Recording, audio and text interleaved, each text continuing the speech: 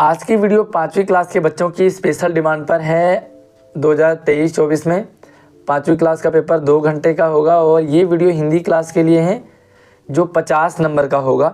आइए देखते हैं पेपर आपको किस तरह से आ रहा है।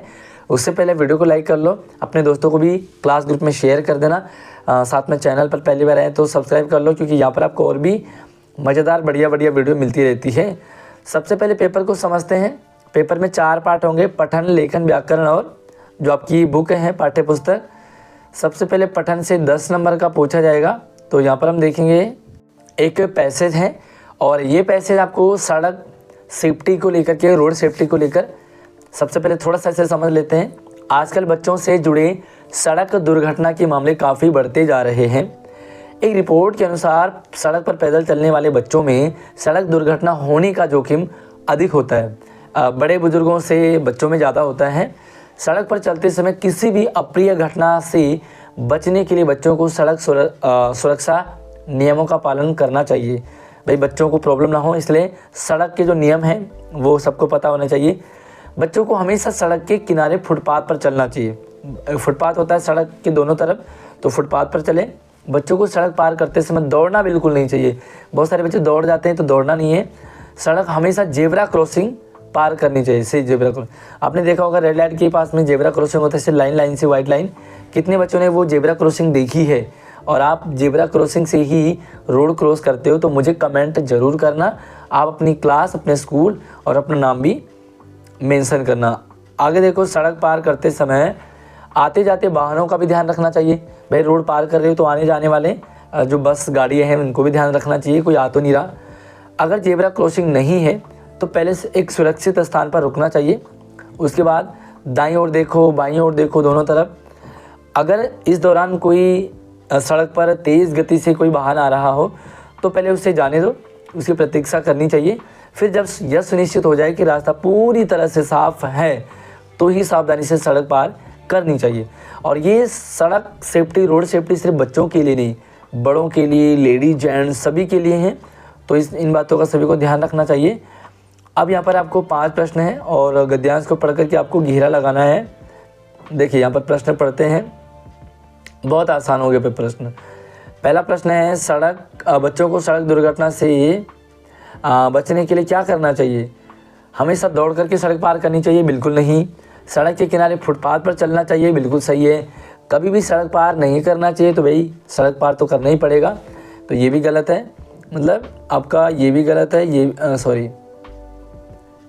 भी गलत है, ये भी गलत है। सड़क सुरक्षा के नियमों का पालन करना चाहिए। तो सड़क सुरक्षा के नियमों का पालन करेंगे अगर आप, तो आप जो हैं सेफ रहेंगे। हालांकि सड़क के किनारे फुटपाथ पर खेलना चाहिए लिखा है ना, चलना चाहिए नहीं, खेलना चाहिए। तो भाई ये भी गलत है।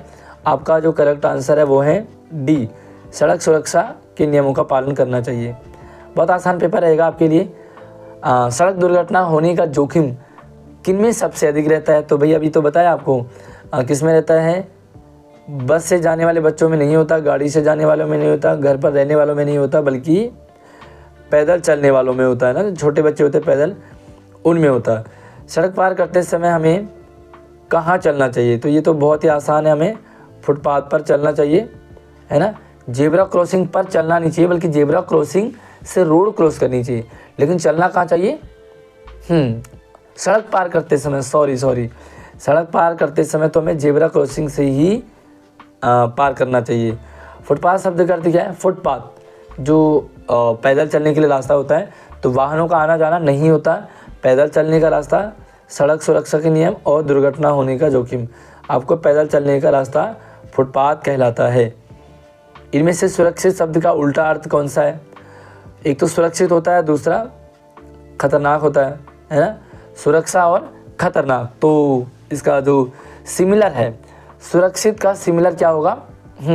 सिमिलर होगा आपका सावधानी, लेकिन उल्टा है खतरनाक। अगला देखते हैं, और एक कविता होगी आपके पास, इस कविता को पढ़ते हैं।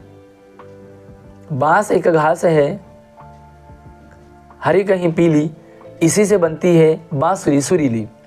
टोप और टोकरी बनती इसमें, इससे झोपड़ी, लाठी कुर्सी माचा और जाने क्या क्या। खिड़कियों की चिकें देख देख कर जिन्हें घूम जाए खोपड़ी, हिरन भूले चौकड़ी, तो हिरन क्या करती है, चौकड़ी करती है। ये प्रभात ने लिखी है, आभार फिर की बच्चों की NCERT से और प्रभात ने लिखी है। अब देखते हैं इसके जो क्वेश्चंस हैं, थोड़ा सा और जूम कर लेता हूँ। बांस किस रंग का होता है भाई, तो ये तो बड़ा आसान सा है, कौन सा होता है, हरा पीला, है ना, हरा पीला। इनमें से कौन सी चीज़ बांस से नहीं बनती है, तो कौन सी चीज़ बांस से नहीं बनती है वो बताना है। देखो कौन सी बनती है, टोकरी बनती है, झोपड़ी बनती है, चटाई बनती है, लेकिन सही उत्तर है आपका कुर्ता। भाई कुर्ता बांस का नहीं बनता ना, लेकिन भाई कोई पता नहीं आजकल तो लोगों का फैशन कैसा कैसा आ जाता है, बट फिर भी आपका सही उत्तर डी है, क्योंकि कुर्ता बांस से नहीं बनता। अगला है खोपड़ी किसे कहते हैं, तो खोपड़ी तो सर को कहते हैं, तो भाई सिंपल सा है ये, खोपड़ी कहते हैं सिर को, ए ऑप्शन करेक्ट है। अगला, हिरण की चाल को क्या कहते हैं, तो हिरण करे चौकड़ी, तो हिरण की चाल को चौकड़ी कहते हैं। इस कविता के लेखक का नाम, तो भाई कविता के लेखक का नाम तो आया ही इसमें, प्रभात, ये बड़ा आसान था। अगला देखें, अब लेखन से आ रहे हैं आपको। लेखन में एक पत्र है आपके पास कि बीमारी के कारण 2 दिन के अवकाश हेतु प्रधानाचार्य को पत्र लिखें। अब एक पैटर्न होता है पत्र लिखने का, उससे समझे।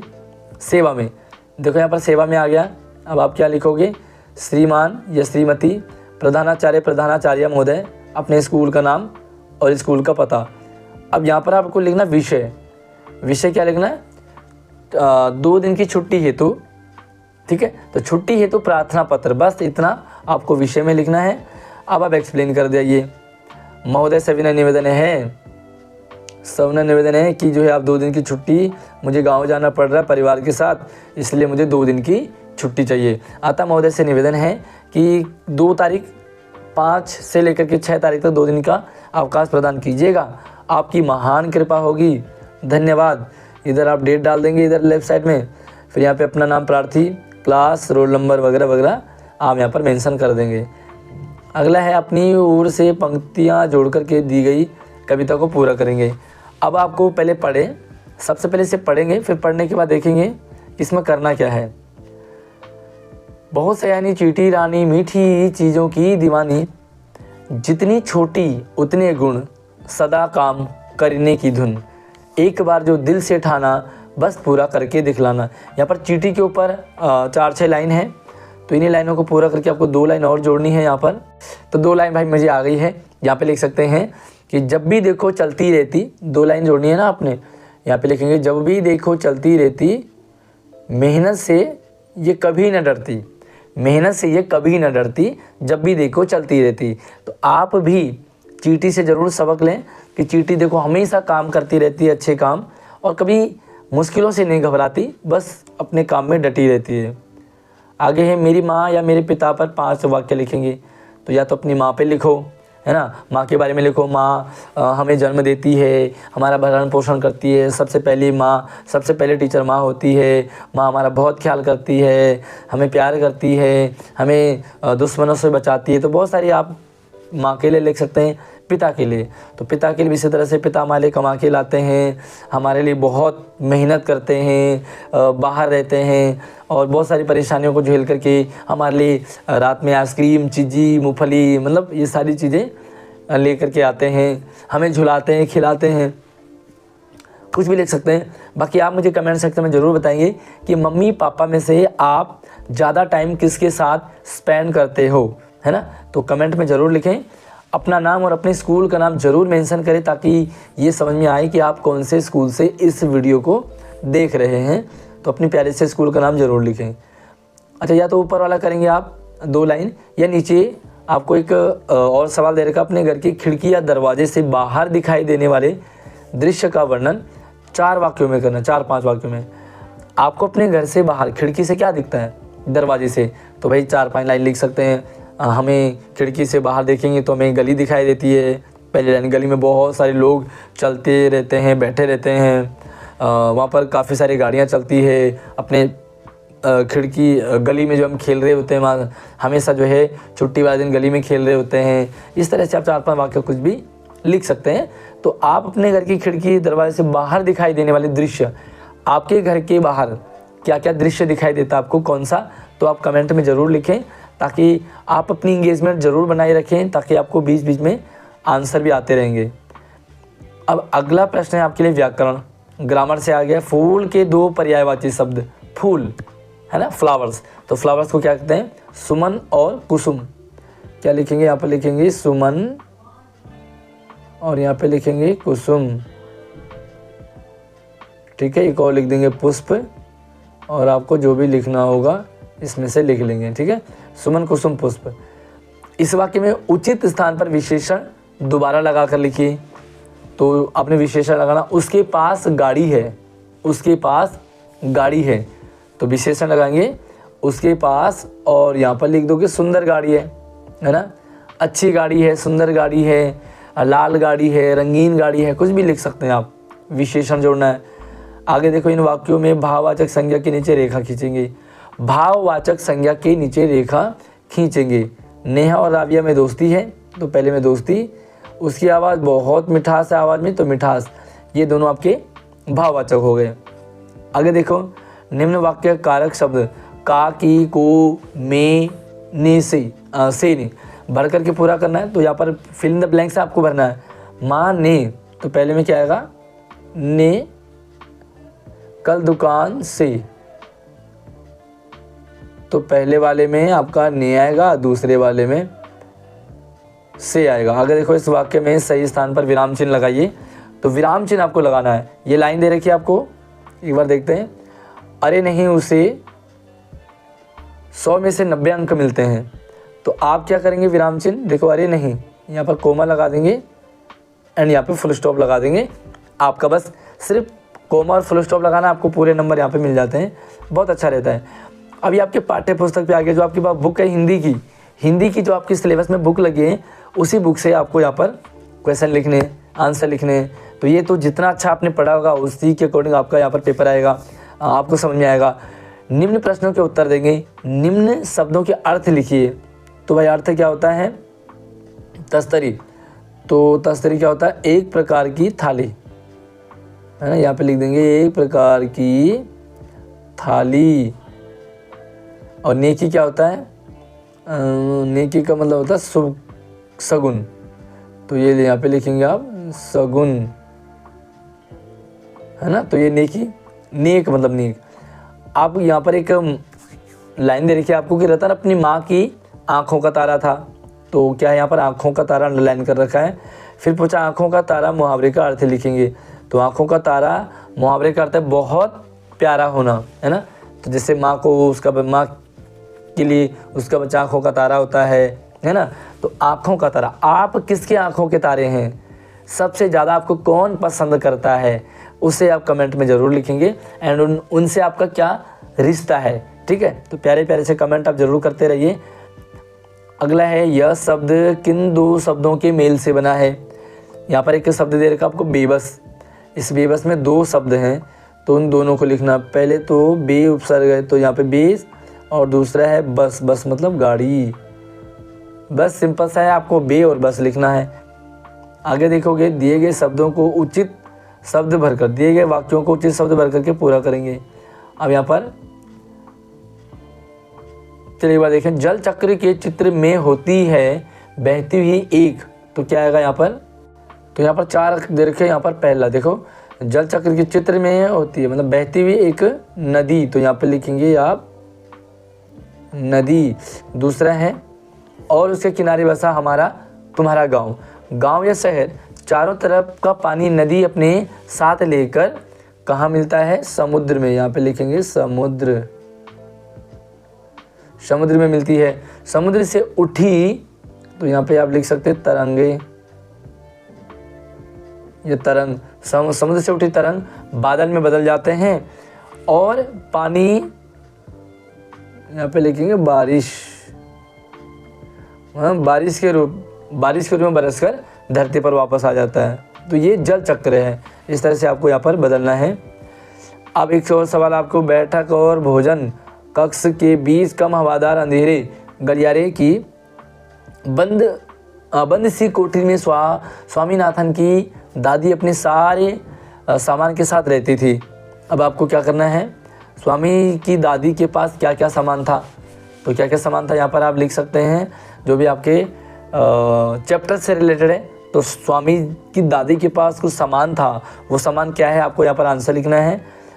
एंड उसके बाद बर्फ़ से ढके चट्टानी पहाड़ों की उदास और फीके लगने की क्या वजह हो सकती है। तो बर्फ़ से ढके जो चट्टान है वो पहाड़ों के उदास और फीके लगने की क्या वजह है। तो भाई बर्फ़ होता है तो सारा चट्टान जो है वो सफ़ेद हो जाता है, जो उसके नीचे जो भी हरी घास वगैरह होती है वो सारा दब जाता है, इसलिए वो फीका फीका लग सकता है ना। बाकी आपको क्या आपकी चैप्टर के अकॉर्डिंग इसका आंसर आपको देना है, या तो अथवा में लिख सकते हैं उदास फीके बर्फ़ से ढके चट्टानी पहाड़ सुबह की पहली किरणों का स्पर्श पाकर ताज की भांति चमक उठे। इस वाक्य को सरल शब्दों में लिख करके समझाइए। तो सरल शब्दों में आपने इसे लिखना, बहुत लंबा टेढ़ा सा बना दे, इसे सिंपल करें। उदास फीके बर्फ़ से ढके पहाड़ी चट्टान पहाड़ की सुबह किरणों का स्पर्श पाकर ताज़ा क्या लिखा है, ताज की तरह भांति चमक उठे। तो ये जंबल है, इसे सीरियल वाइज लगाना आपको, आपका आंसर हो जाएगा।